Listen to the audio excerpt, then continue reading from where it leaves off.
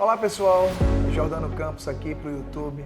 Bom, vamos iniciar nossa parte 2 falando sobre a cirurgia ortognática e a correção das deformidades dentofaciais. O que é que eu quero falar para vocês? Que todas essas correções a gente tem que buscar uma excelência estética. Então hoje não cabe mais eu corrigir a alteração, a deformidade do meu paciente se a gente não buscar isso daí. Então o que é que a gente tem que ter como pilares dessa excelência estética? São alguns pontos na face que a gente julga super importante. Então, por exemplo, o contorno facial, essa evidenciação do S. Como a gente já viu em outros casos, alguns pacientes que apresentam excessos de tecido, principalmente na região da bochecha, ele pode perder esse contorno. Então a cirurgia ortognática tem que melhorar isso daí, mas às vezes a gente tem que complementar com outros tipos de procedimentos para dar esse contorno facial. A gente também tem que ter uma definição mandibular de forma adequada. Então, se o paciente não conseguir isso aí através da cirurgia ortognática, a gente deve associar outros tipos de tratamentos, como por exemplo a lipoaspiração submentoniana e submandibular, para melhorar essa definição da mandíbula. A projeção zigomática, a região da maçã do rosto, ela também deve ser parte do nosso planejamento. Preenchimento nessa região, ou a realização de osteotomias, ou até mesmo de próteses faciais nessa área. E também a projeção nasal. Alguns pacientes se beneficiam da cirurgia ortognática que vai minimizar as alterações do nariz que ele apresenta. No entanto, as alterações do ponto de vista mais superior, a gente não consegue modificar através da cirurgia ortognática e tem que associar procedimentos complementares. Então esses são pilares importantes da estética facial. Além disso, nós temos também deixar o paciente simétrico. A gente deve buscar objetivar o mesmo tamanho de um lado, do outro. Isso também faz parte dos pilares da estética facial. E além disso, esses pilares da estética facial têm que estar combinados, tá certo, gente, com a estética do sorriso. E que neste caso, o meu foco maior é no incisivo central. Ele tem que estar posicionado corretamente na hora do sorriso, ele tem que estar posicionado corretamente na hora que o paciente está de repouso e ele tem que estar posicionado corretamente no sentido antero-posterior, para que isso daí deixe o paciente com um aspecto tanto facial como do sorriso também bonito.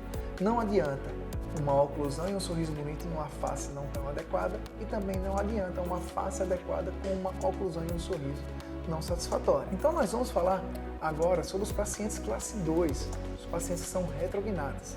Então nesse paciente aqui a gente pode observar o quê? Que ele tem uma deficiência muito significante dessa região do queixo, que deixa ele com o rosto mais arredondado e também com muito excesso de tecido na região do submandibular e submentoniano. No entanto, quando a gente avalia ele clinicamente, a gente não vê grandes alterações no sentido lateral. Tem um pouco de desvio da linha média, tanto da maxila como da mandíbula, mas do ponto de vista dentário, ele praticamente não tem uma discrepância, uma diferença do posicionamento dos dentes, como tem do posicionamento do osso. Então esse paciente ele tem que ser submetido a uma ortodontia pré-operatória que vai descompensar essa alteração que aconteceu. Então ela vai fazer o quê? Corrigir a inclinação dos dentes para a posição natural deles, para gerar nesse caso aí uma maloclusão real, que hoje praticamente ela não existe. A gente vê alguns apiamentos, uma mordida aberta anterior, no entanto, praticamente a gente não tem grandes problemas no sentido antero-posterior, como a gente vê do ponto de vista ósseo. Então, se eu decido operar esse paciente sem movimentar os dentes, a quantidade de avanço de mandíbula que vai acontecer, ela é muito pequena. Então, preciso criar uma discrepância nisso daí. E como é que a gente faz isso? Extraindo os terceiros molares, os dentes dos sisos, e colocando os dispositivos que vão auxiliar a realização do recuo desses dentes mandibulares, além da correção da expansão da maxila e também da intrusão dos dentes posteriores através do uso das mini placas. Porque esse paciente tinha apiamento anterior, uma mordida aberta anterior, um estreitamento dos arcos, uma presença de terceiros molares e uma inclinação acentuada dos incisivos inferiores para a vestibular.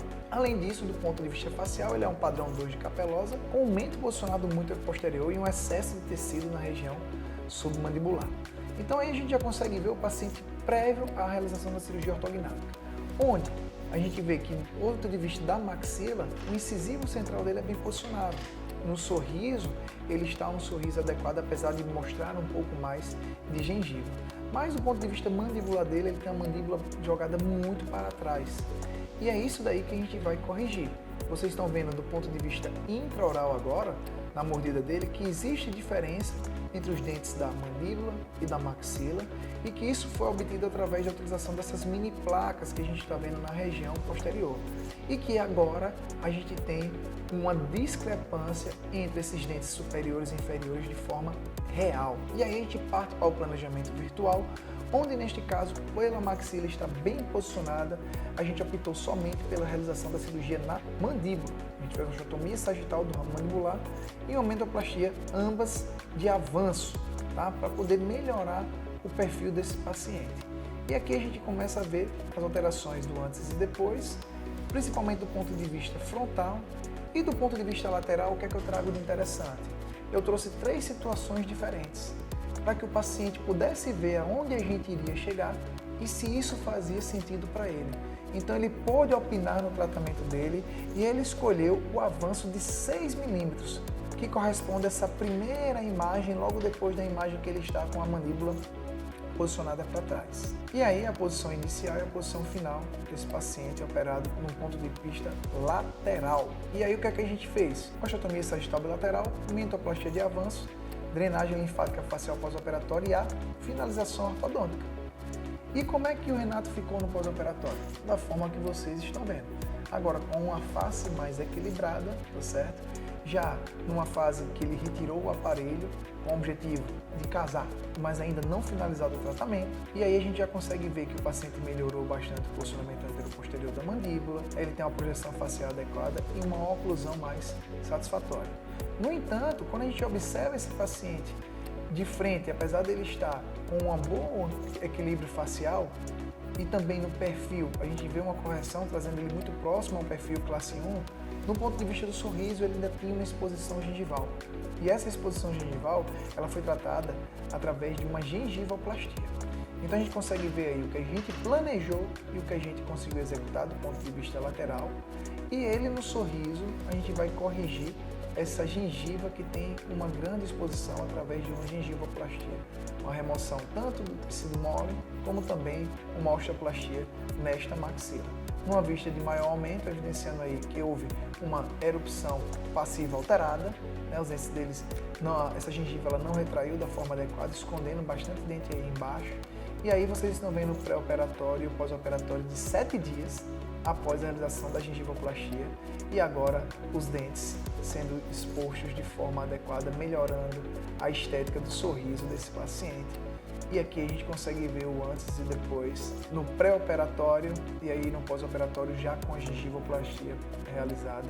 Os pacientes encaixados em classe 1 aí, tanto no pré-operatório, a gente vê a má oclusão e no pós-operatório ele encaixado de forma adequada. A ortodontia foi realizada pela doutora Marina Mello, então aqui a gente consegue ver um encaixe dentário mais adequado, tanto de canino como de molar em classe 1. E aqui já o tratamento finalizado, a gente comparando o antes e depois, o Renato na esquerda o antes, na direita o depois, com esse paciente apresentando uma melhora bastante significativa do perfil facial dele.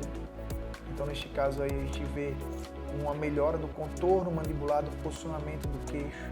E isso daí ajudou também a relação labial dele a acontecer de uma forma mais adequada numa cirurgia realizada somente em um dos segmentos maxilares.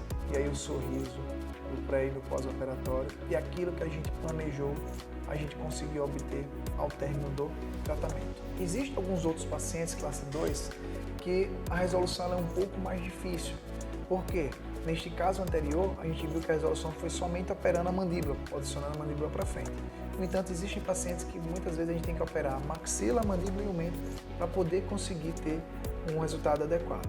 Então, nesse paciente, ele se queixava de um retroposicionamento, tanto da maxila como da mandíbula, que fazia com que ele não tivesse o queixo no posicionamento adequado. No entanto, quando a gente observa a mordida dele, ele praticamente também não tem discrepância nenhuma. Então a ortodontia aqui, ela tem que fazer o quê? Criar um espaço entre a mandíbula e a maxila que permita que aconteça uma movimentação do ponto de vista antero-posterior. Então apresentava algum apinhamento na região do lado direito, na região do elemento 13, algumas alterações de nivelamento e que neste caso também foi submetido o paciente à exodontia dos terceiros molares para que tenha espaço suficiente para fazer um recuo desses dentes inferiores e a gente crie um espaço adequado. Então no pré-operatório acaba aumentando ainda mais essa alteração classe 2, o paciente passa a ter uma face ainda mais posicionada para trás e que esse paciente tem um padrão 2 de capelosa, um mento posicionado para posterior e também apresentava um excesso vertical da maxila. O que era esse excesso vertical da maxila? Quando a gente consegue observar aí do ponto de vista oclusal, há um alinhamento e nivelamento adequado das arcadas e agora uma discrepância antero-posterior que cria um espaço para que a gente possa avançar essa mandíbula. E aí na radiografia panorâmica a gente vê o dispositivo que foi utilizado, que foram as mini placas para fazer esse retroposicionamento.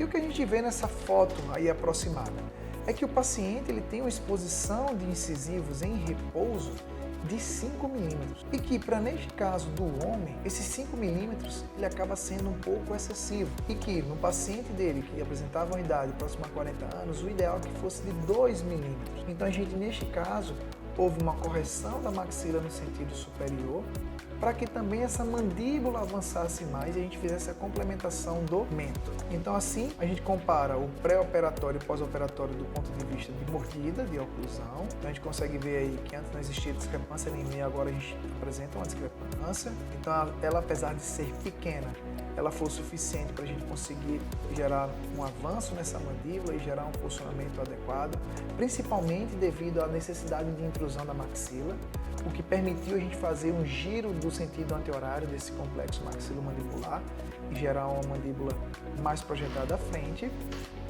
E aqui a gente vê no planejamento pré-operatório a maxila sendo operada, reposicionada superiormente. A mandíbula, neste caso aí, vai avançar para poder encaixar na oclusão adequada e o mento vai ser reposicionado para frente para que a gente consiga dar um contorno facial adequado. Então, o reposicionamento superior da maxila e a mandíbula e o mento posicionado para cima. Então, a gente fez a impactação na região anterior de 3 milímetros e na região posterior de 2 milímetros, corrigindo um pouco, fazendo a correção do plano oclusal.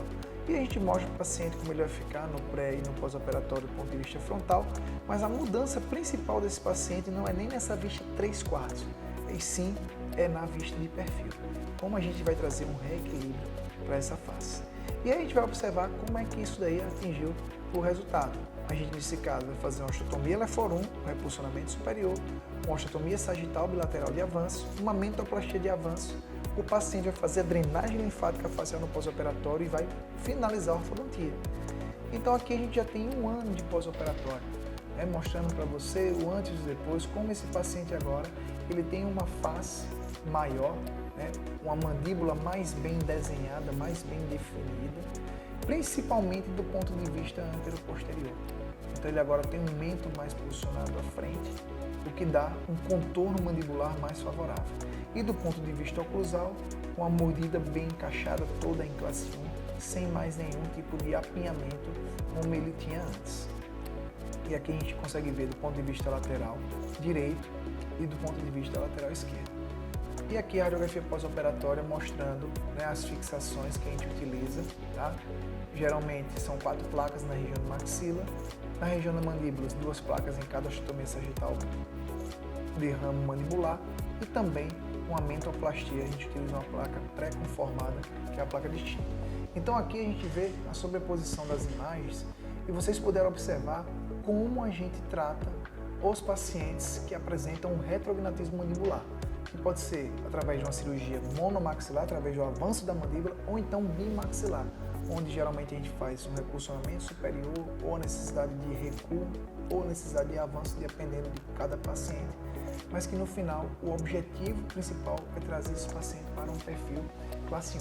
Pessoal, a gente termina a nossa segunda parte. Espero que vocês tenham gostado daquilo que eu trouxe para vocês e fiquem aí, acompanhem a nossa parte 3 e parte 4, porque está imperdível.